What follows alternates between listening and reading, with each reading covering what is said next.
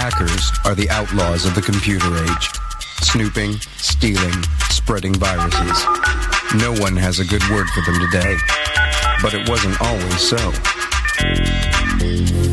This hacker started a revolution in computers. And this is the hacker who inspired him. And this is the hacker who followed in their footsteps and paid the price.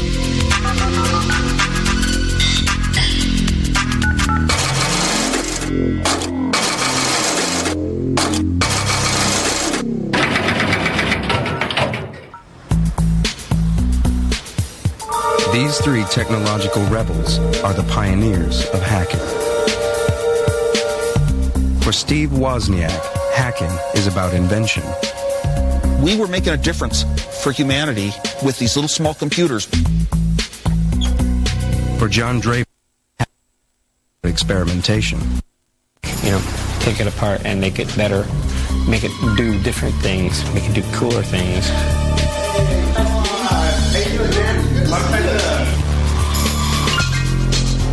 For Kevin Mitnick, hacking is about subversion. It's about the forbidden knowledge. It's about pranksterism, about trying to outsmart the other. It's about the knowledge, the intellectual challenge.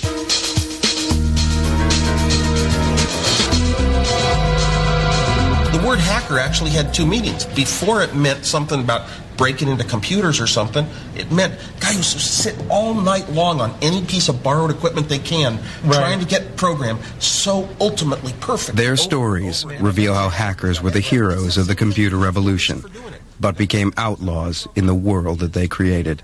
Hi. Hi. Where does this wire go? Well, you see, this is telephone wire. And it's going to run from your house to the big cable on top of that pole. We imagine hacking to be all about computers, but it wouldn't be possible without the telephone network, and that's where hacking began. In 1970, John Draper was fresh out of the military and was studying electronic engineering when he stumbled across a secret world.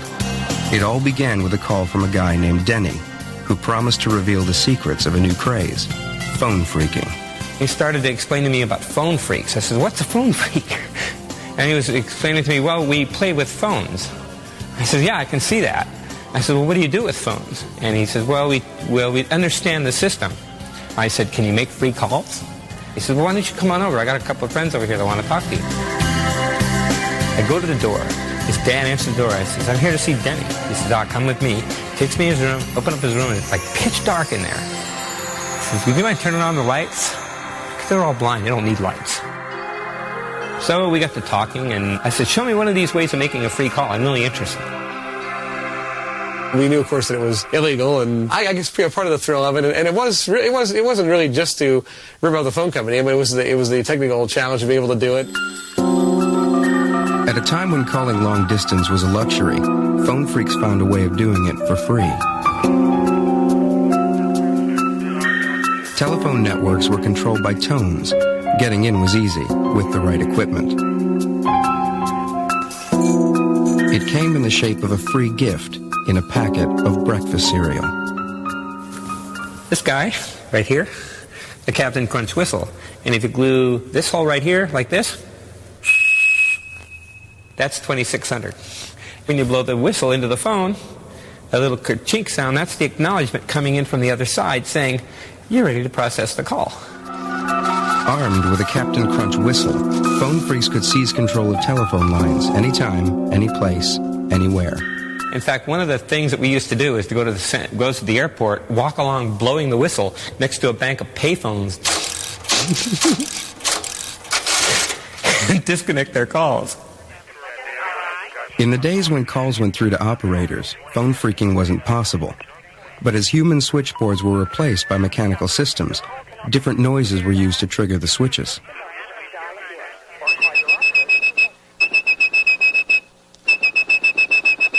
If you had perfect pitch like blind phone phreak Joe Engresia, you could whistle calls through the network. Let's see if I make it this time. This is really hard to do. It sounded like all the tones were present, so the phone should be ringing about now. Okay, it hit the phone. It just takes a little while. He even showed off his skills for the local media. From his one phone to a town in Illinois and back to his other phone, a 1,000-mile phone call by whistling. Joe Ingressia says he used to do these things because he is fascinated by the technology. Those are the precursors to the hackers. Those are the founding fathers. For phone freaks like Captain Crunch and Denny, the telephone system was a huge technological playground full of sounds and switches to explore. 30 years on, they're getting together to relive their exploits. Hi, Denny. Hey, buddy. Going out. Long time no see. Yeah, how you doing? How you doing, Joe? Hey. What's going on, buddy? Denny. Yeah.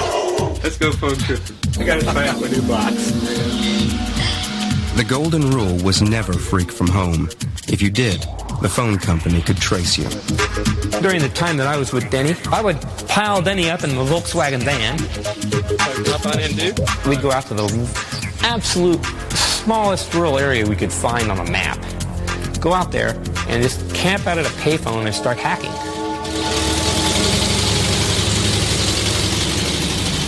Once they knew the tones that controlled the switches, phone freaks could travel down the lines from exchange to exchange and from city to city.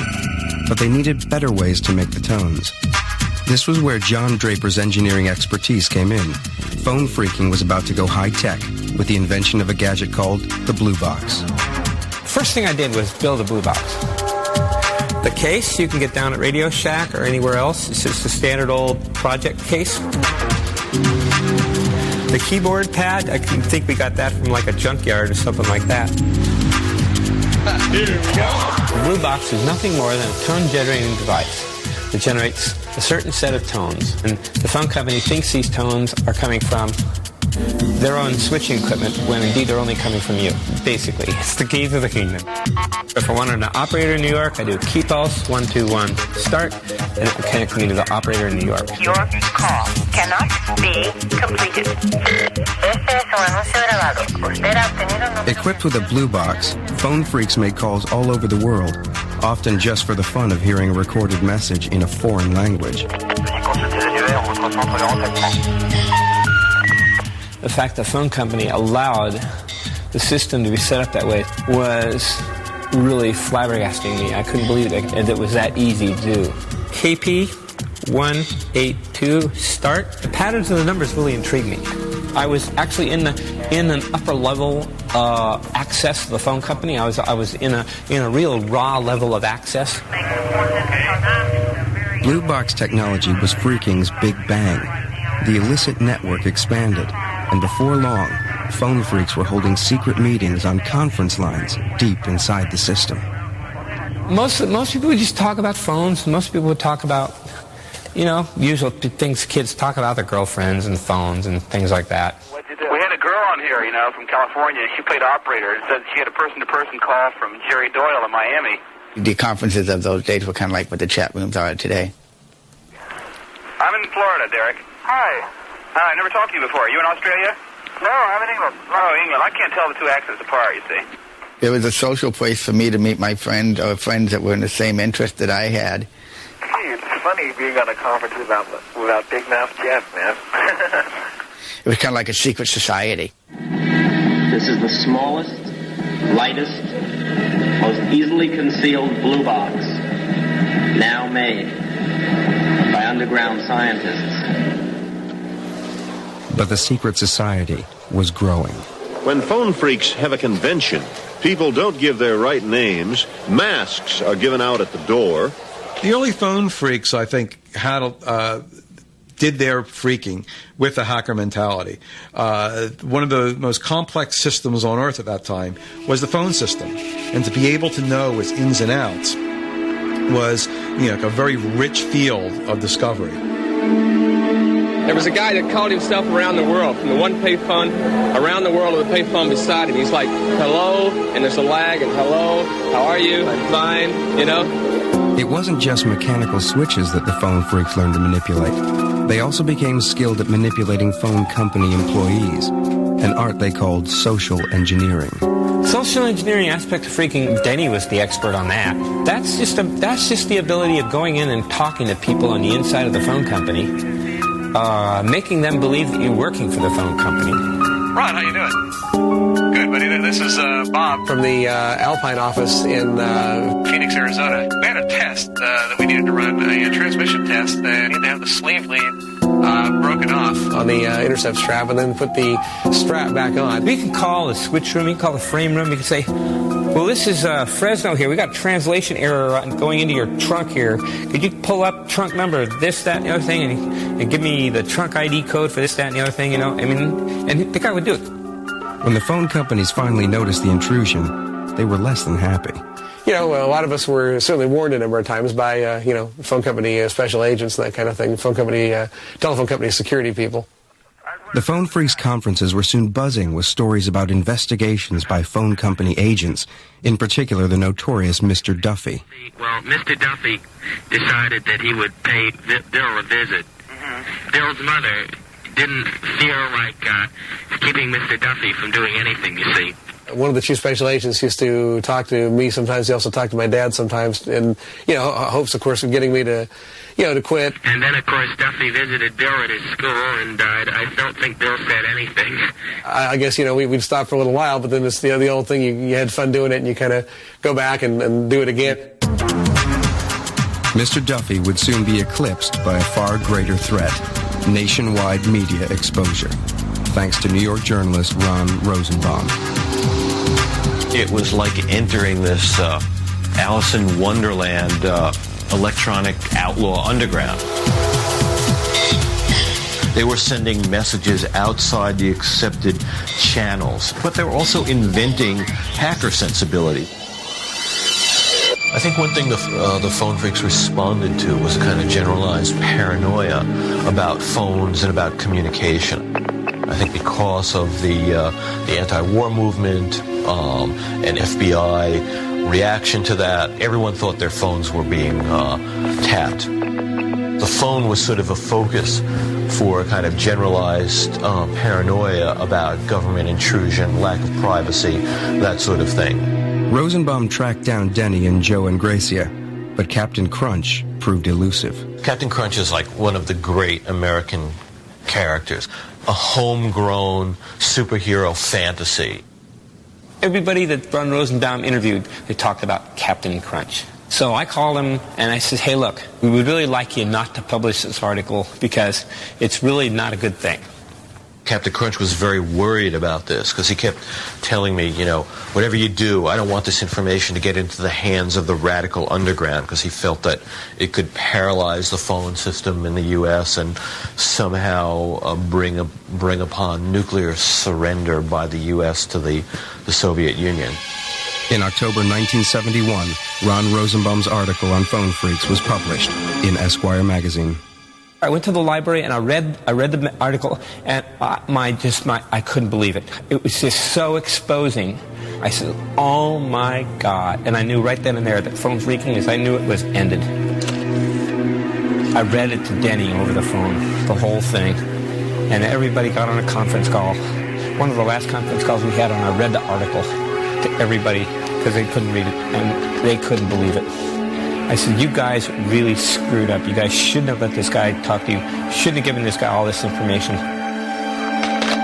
After the Esquire article, everyone jumped on the bandwagon. Hey, everybody! Whose number is 237-4059? These parasites piled on afterwards, mainly for the idea of stealing, in some cases, just like youthful vandalism. Hey, I'm doing something wrong, isn't that cool? But in other cases, for profit. In our accelerated program to catch phone freaks, which is more successful all the time, we find that we detect people who are businessmen. We find private detectives, stockbrokers, automobile dealers. We've even found some members of organized crime. The backlash hit the pioneers of phone freaking as hard as it hit the parasites. The LA people got busted. The Seattle people got busted. The New York people got busted. They came in. They had grand jury investigations coming in. They came to visit me, gave me a search warrant, searched my place. Since I wasn't really as heavily into it as some, I just got like a 10-day 10 days in jail, 3 years probation. It was suspended. And of course, everybody that got busted had my number. And I was made the kingpin because of the article. The authorities came down hard. Possession of a blue box could get you 2 years in jail. It was that one unlucky time that I just happened to have it. I get out of the car, right, and 3 cars went, 1 in front of my car, 1 in the back of my car, 2 in the side of the car, and the FBI agent just jumped and grabbed me right there. Captain Crunch was federally indicted for wire fraud and served a total of 4 months in jail. I was the black hat hacker, only for phones. I was like the bad, evil guy. Phone phreaking was dead, but not buried. A worldwide revolution in technology was about to explode, and Captain Crunch would be there to inspire a whole new generation of hackers. Hacking had begun as the playful exploration of the phone network, but this was all about to change with the invention of the personal computer, a revolution in technology inspired by the hackers themselves. Key to the whole revolution was a young engineering student called Steve Wozniak, whose world had been turned upside down by the Esquire article on blue boxing. It was the most amazing article I'd ever read. It was about engineers and technical people like myself outsmarting phone companies and setting up networks that nobody imagined existed. Wozniak was so enthused by the article that he set about building his own blue box. At first, I was just sticking some chips of my own design into a little blank board and soldering wires onto them. So when I got the blue box built, some of the tones were right and some were wrong. So we started looking for Captain Crunch. After his cover had been blown by Esquire, John Draper was trying to keep a low profile. He'd even stopped his occasional appearances on local pirate radio. Everyone said John Draper was Captain Crunch. So we put a call into the radio station. We asked for John Draper to call us. And they said, oh, he dropped out of sight right after the Esquire article. And we knew we had the right one. 10 minutes later, the phone rang. I said, oh, my God, this is bad news. It was him, and he said he'd come up to Berkeley to meet us in the dorm. And I felt like, like if you were bringing the president home. I kind of walked into this thing not really knowing what was going on. And wanted me to show him how to use the blue box. He just built it. This guy was supposed to be, in my mind, so suave with the girls. And when he showed up at the door, he didn't quite fit the image I had in my head. But he said, I am he, Captain Crunch. And I says, look, you guys, I really don't think I want to do this. He said, it's cool, it's cool. God, I felt like a hero. I said, well, I guess it'll be okay, because I'm in a dorm, and it'd be pretty hard to track any one person making this call. And Juan says, can we call the Pope? I said, I guess so. So I got the number to the Vatican, and we called the Vatican, and we asked for the Pope. And he said, well, the Pope's not available right now. It's like 4 in the morning. Started learning codes that night from John Draper and from other people, and techniques to use in talking operators into things, and started practicing on my own over the weeks and seeing what I couldn't accomplish. And I think I was kind of scared that I could get caught. A couple of weeks later, Wozniak's car broke down.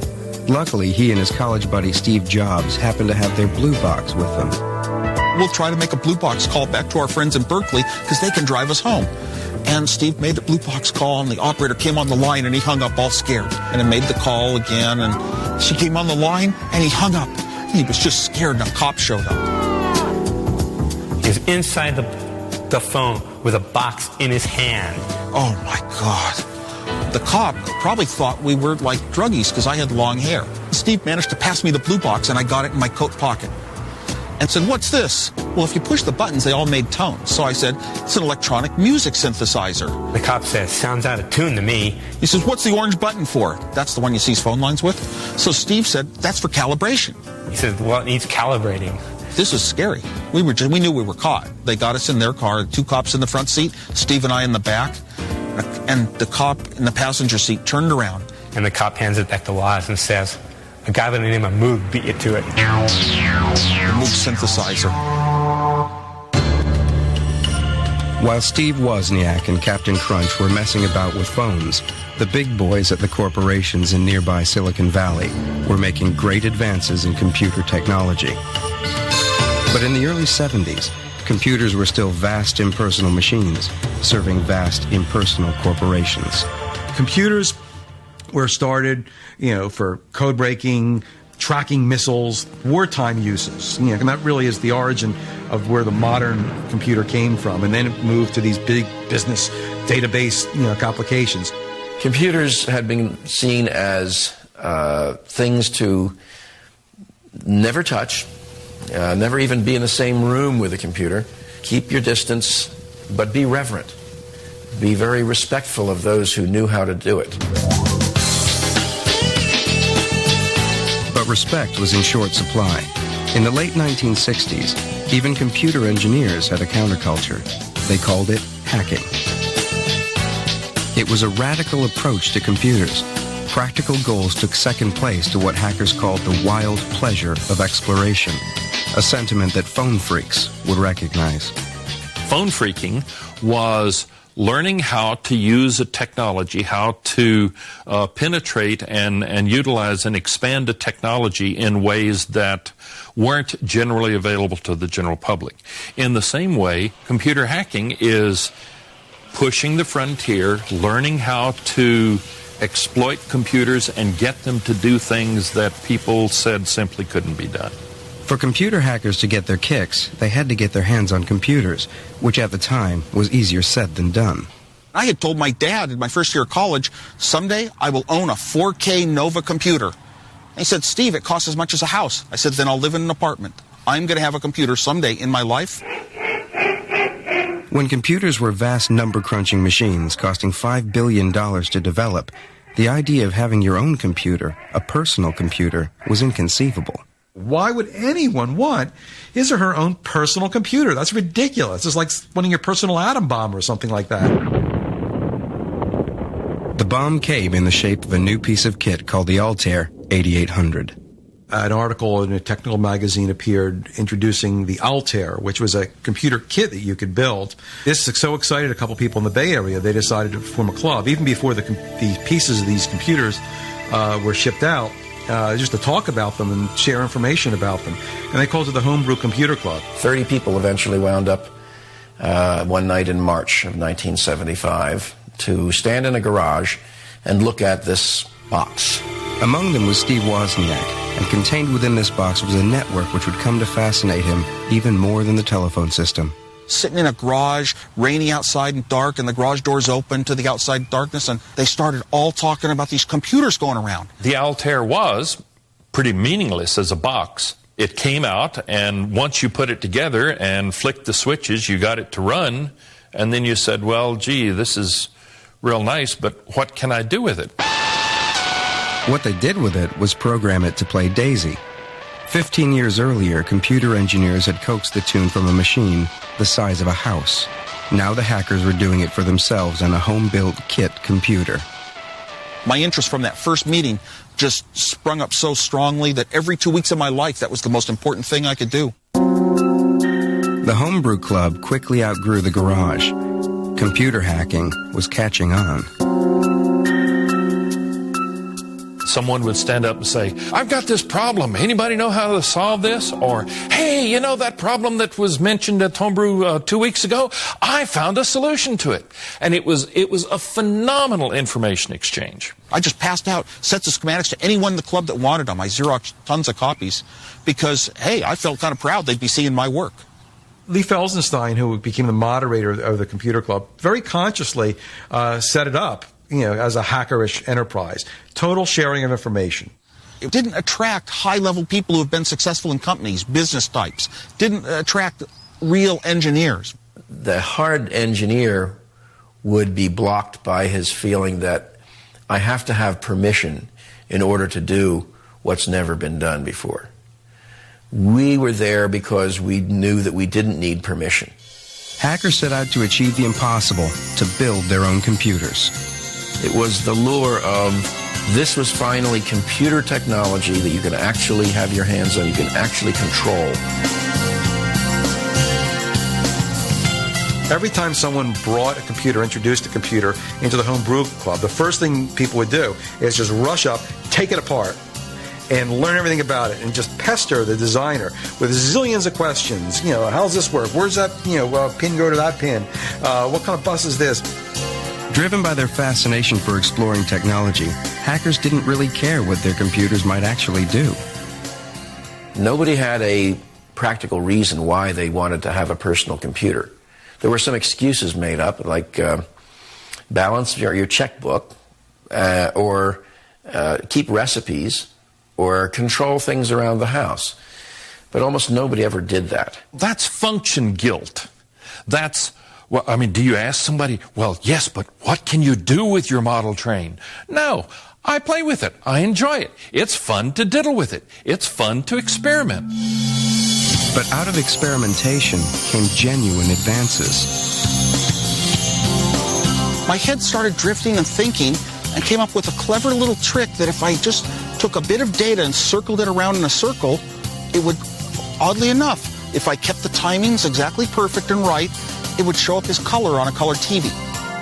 It's my belief that the really important things we have on the computers came from the hackers. The homebrewers made computers do unthinkable things. They played games and music on them. They created graphics and drawing programs. At Homebrew, hacking was enjoying its golden age. Steve Wozniak labored day and night in his garage to produce his perfect computer. Woz, I believe, qualifies as the greatest all-around hacker. He could design the hardware, he could design the software right from the pencil and paper level and make it go. If anybody ever looked at my circuit, they would start to see that, whoa, this guy doesn't just do straight designs like you're taught. He could see things that other people don't see, and make connections that other people don't make. What I love about hackers is that they have a different, maybe enhanced way of looking at the world to make those kinds of connections. Hackers would experiment with any hardware or software they could get their hands on, even if they didn't own it. But not everyone was into the idea of sharing. In 1976, the Homebrew Club received a stinging letter from another computer pioneer. As the majority of hobbyists must be aware, most of you steal your software. Who cares if the people who worked on it get paid? Most directly, the thing you do is theft. In what became a key moment in the history of the computer industry, Bill Gates wrote an angry letter to the homebrew people saying, wait a minute, I wrote this for money. You can't distribute this. This isn't free. This is work. Bill Gates' letter was a sign of things to come. Personal computers were about to become big business, as Steve Wozniak found out when his garage invention became the first Apple computer. In inventing the Apple I, he really didn't care about inventing a product. He just wanted a computer that would work the way he wanted it to, that had all the peculiarities to it and all the design features in it that a computer hobbyist would like to have. Steve Jobs, his high school buddy, who didn't do the hardware or the software, said, oh, hey, we could sell these things. And Woz says, well, cool, man. Wozniak and Jobs' new company quickly followed the Apple I with the Apple II.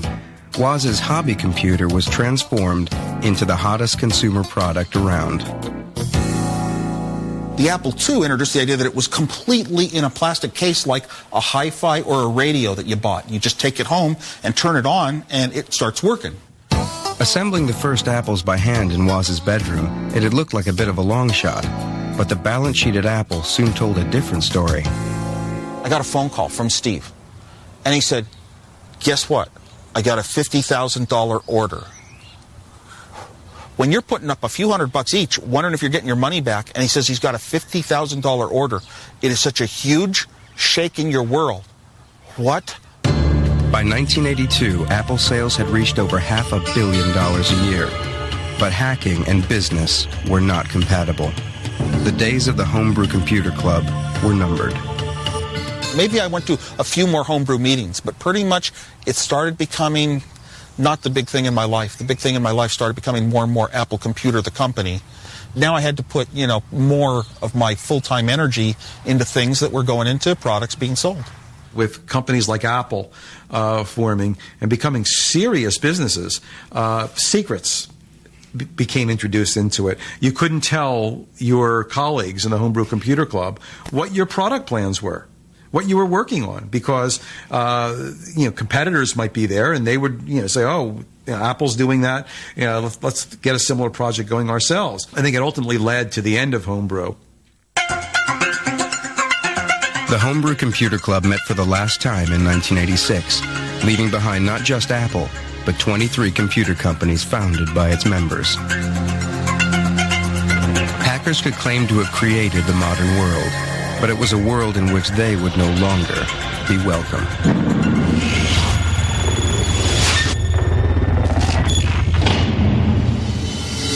On February 15, 1995, a 2-year manhunt ended when armed FBI agents tracked down a wanted criminal to an apartment building in North Carolina. Hacking was about to become an outlaw profession. FBI, come to the door. I have a warrant for your arrest. About 1:30 in the morning, a knock comes on my door. And I didn't look at the clock, because if I looked at the clock, I wouldn't have even answered. Well, who is it? And they said FBI. The FBI had come for Kevin Mitnick, a 32-year-old hacker whose intrusion into other people's computers had made him public enemy number 1. Mitnick was sort of in the wrong place at the wrong time for a lot of reasons. The internet was, starting to take off. There was more at stake at that time. And I think Mitnick, for the media and for some in the government, made a great scapegoat and was a great sort of boogeyman. 20 years before Mitnick's arrest, hackers had sparked the computer revolution. Members of the Homebrew Computer Club had wrested control of computers away from the corporations and put it in the hands of ordinary people. Kevin Mitnick was a child of that revolution.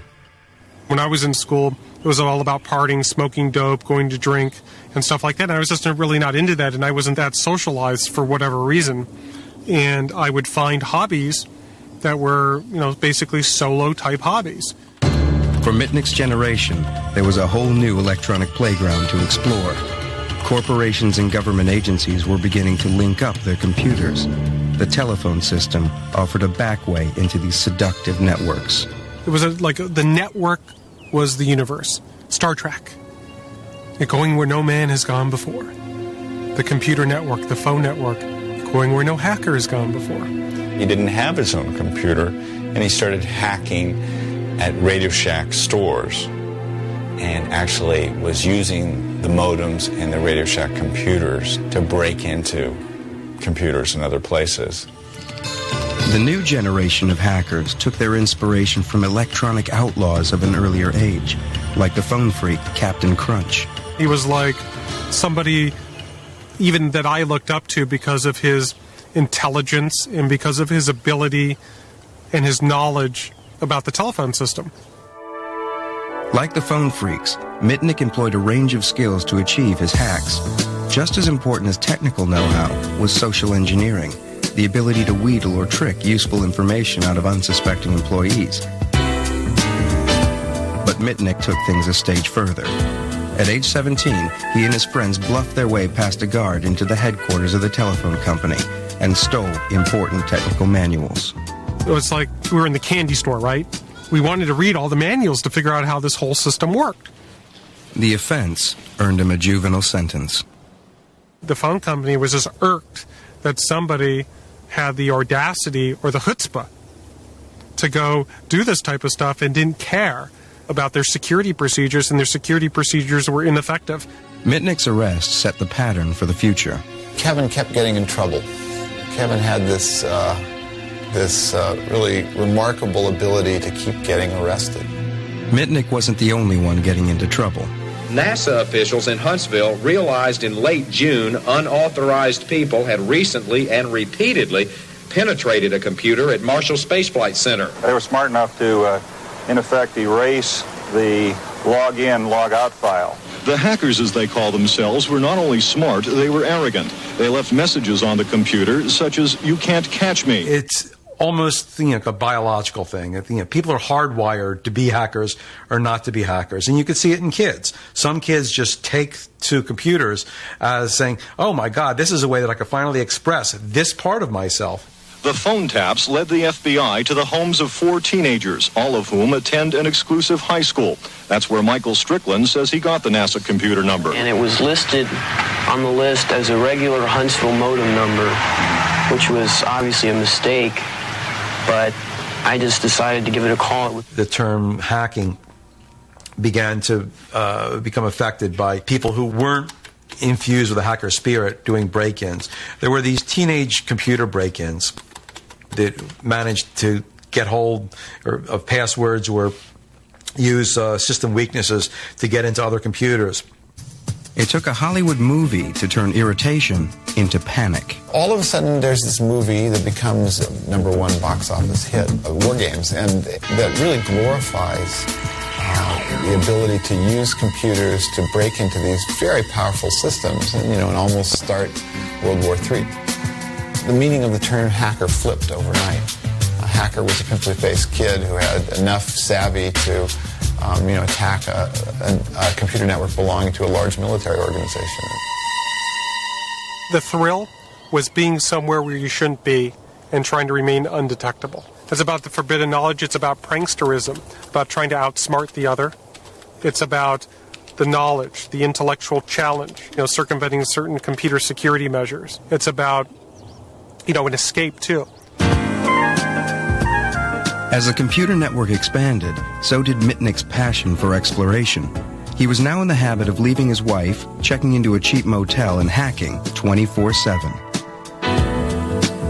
With the advent of the internet, there was no holding him back. To this day, the internet is difficult to secure because it was really built to get those pieces of information moving around without encumbrances. And, it was built on open principles. You can't own the IP protocols that run the internet, so everyone could use them. But times were changing fast. Hacking's frontier days were over. The internet was set to become a tool of business. Hackers were no longer welcome. Back in the late 70s and early 80s, computer hacking was actually encouraged. It was the cool thing to do. It wasn't really looked at as a crime, but as a cutesy pranksterism type hobby. And as society changed around me, because I was just so into phone phreaking and computer hacking because of just the passion and the interest that it had for me, that I completely ignored how society was changing around me. The exploits of hackers like Mitnick became a problem for law enforcement. Things had changed. This wasn't the world of the homebrew computer club. Hacking was a matter for the FBI. Cybercrime has gained a higher profile as computers and the internet have become more pervasive, and we've gotten a lot more complaints. But this was a new kind of crime. There were no broken windows, getaway cars, or fingerprints. We've had to keep pace with not only the new technology, but the new innovative techniques of the perpetrators. Undeterred, Mitnick chose bigger and bigger targets. In 1988, he hacked into the network of computer giant DEC and copied details of top-secret software. Before long, the FBI were onto him.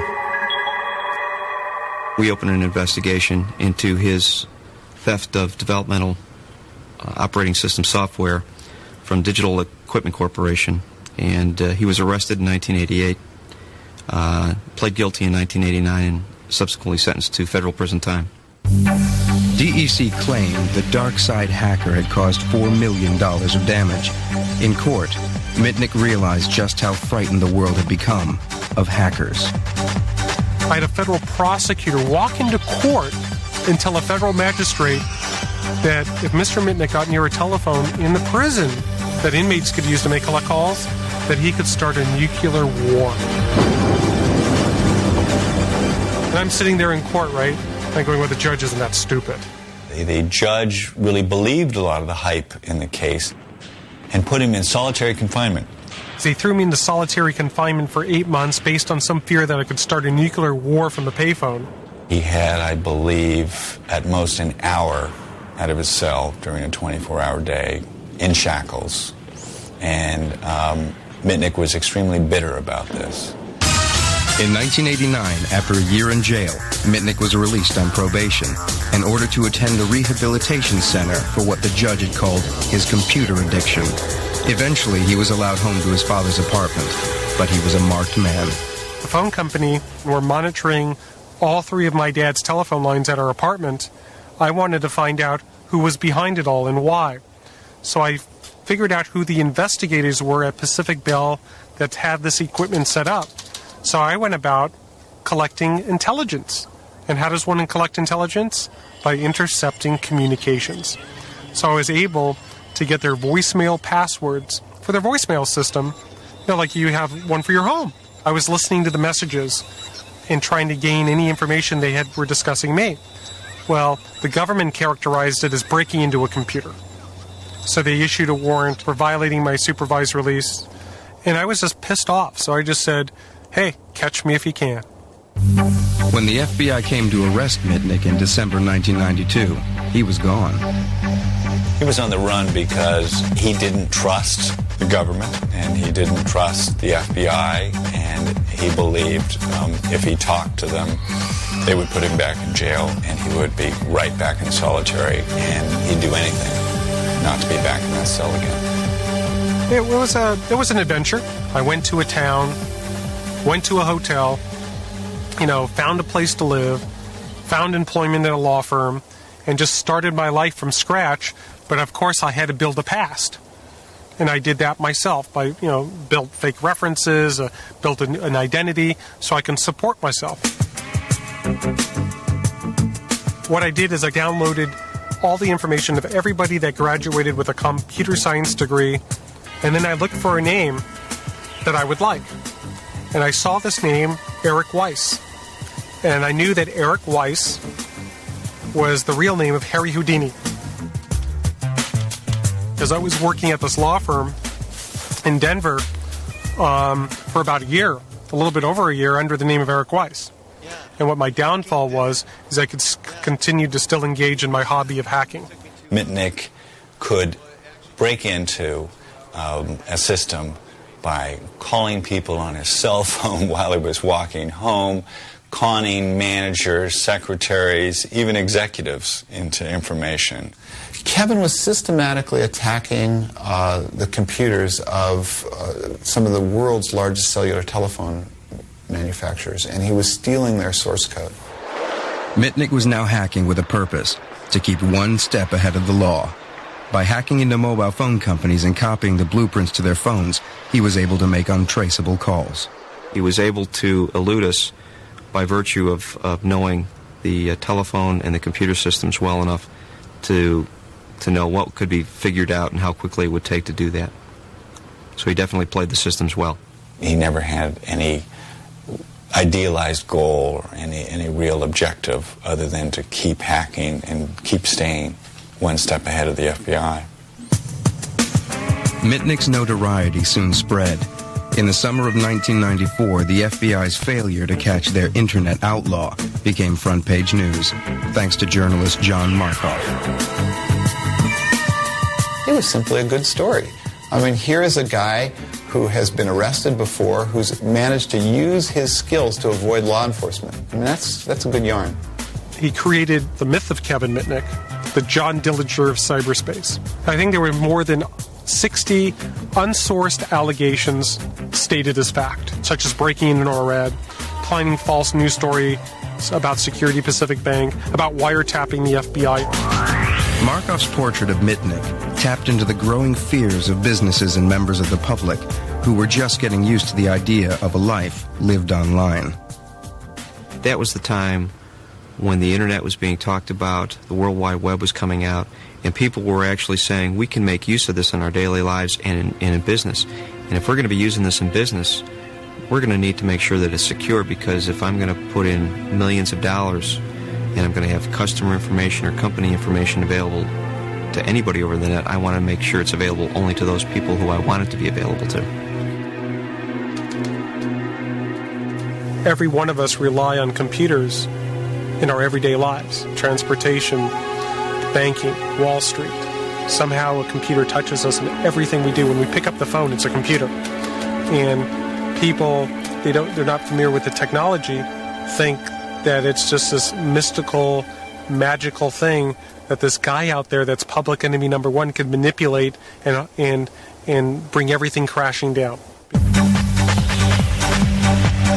When the FBI finally caught up with public enemy number one, he was living in North Carolina under the pseudonym Tom Case. FBI, come to the door. Have a warrant for your arrest. You got the wrong guy.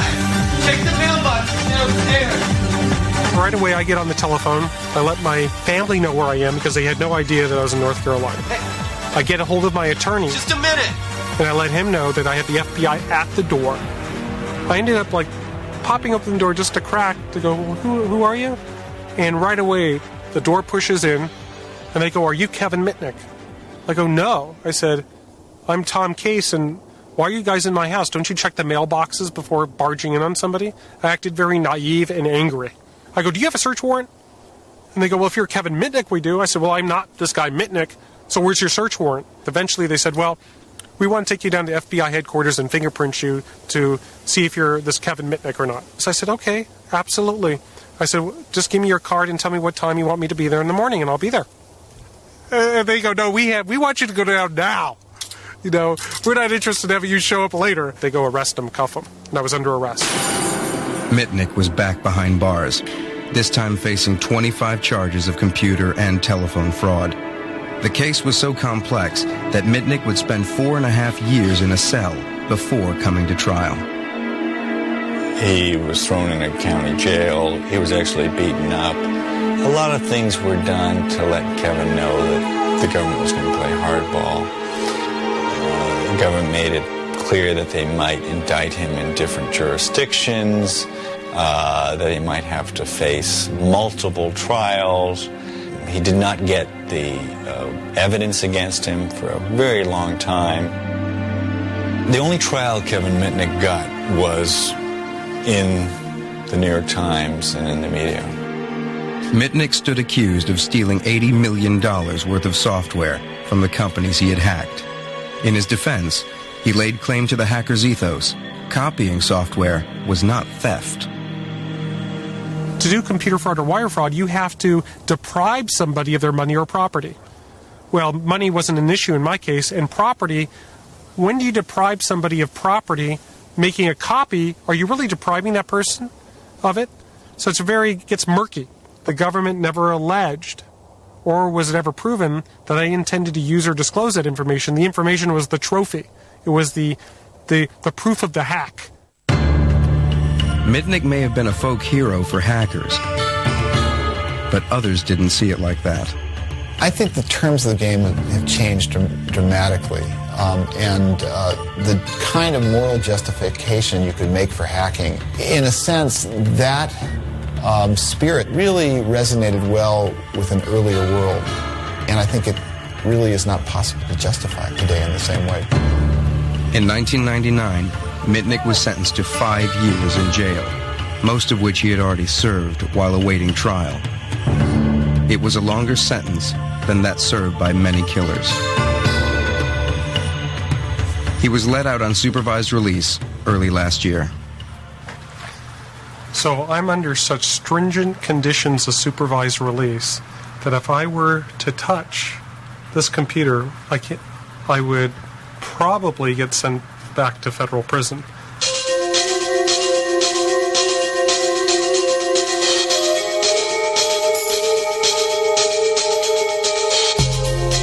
Kevin Mitnick may be banned from computers, but he can get together with his hacker heroes, Captain Crunch and Steve Wozniak.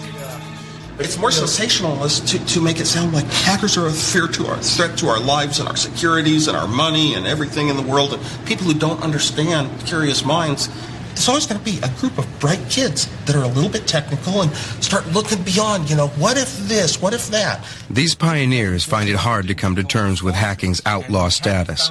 But the world has changed, and all that's left are fond memories and relics of the good old days.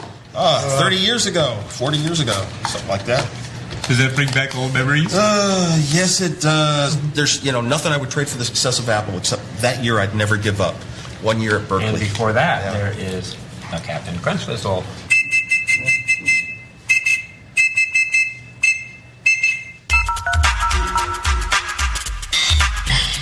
Up next, join the Mad Boys of Pizza, followed by the antics of Kyle, Stan, Kenny and Cartman in South Park.